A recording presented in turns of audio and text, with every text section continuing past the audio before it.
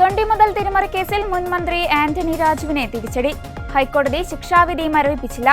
അതുകൊണ്ട് തന്നെ ആന്റണി രാജുവിനെ തെരഞ്ഞെടുപ്പിൽ മത്സരിക്കാനാവില്ല. തൊണ്ടിമുതൽ തിരിമറി കേസിലെ ശിക്ഷാ നടപടി മരവിപ്പിക്കണമെന്നാവശ്യപ്പെട്ട് ആന്റണി രാജു ഹൈക്കോടതിയെ സമീപിക്കുകയായിരുന്നു.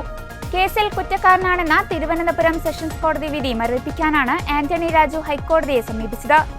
കുറ്റക്കാരനെന്ന കോടതി വിധി മരവിപ്പിച്ചാൽ മാത്രമേ ആന്റണി രാജുവിന് തിരഞ്ഞെടുപ്പിൽ മത്സരിക്കാൻ സാധിക്കുകയുള്ളൂ. ആന്റണി രാജു ജൂനിയർ അഭിഭാഷകനായിരുന്ന കാലത്ത് മയക്കുമരുന്ന് കേസിൽ വിദേശ പൗരനെ രക്ഷിക്കാനായി തൊണ്ടിമുതലായ അടിവസ്ത്രത്തിൽ കൃത്രിമം കാട്ടിയെന്നായിരുന്നു അദ്ദേഹത്തിനെതിരായ കുറ്റം. കേസിൽ ജനുവരി 3-നായിരുന്നു ആന്റണി രാജുവിന് കോടതി ശിക്ഷ വിധിച്ചത്.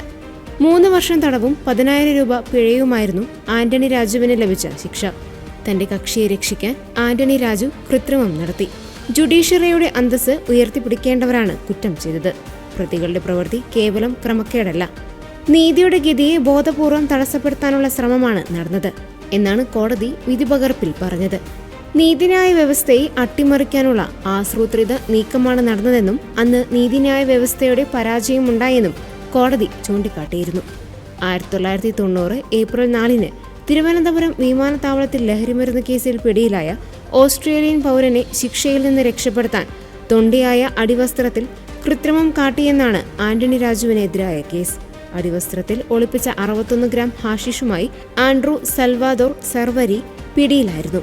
ഈ കേസിൽ പ്രധാന തൊണ്ടിമുതലായിരുന്ന സെർവലിയുടെ അടിവസ്ത്രത്തിൽ അഭിഭാഷകനായിരുന്ന ആന്റണി രാജുവും കോടതിയിലെ ക്ലർക്കായിരുന്ന KS ജോസും ചേർന്ന് കൃത്രിമം കാണിച്ചെന്നാണ് കുറ്റം.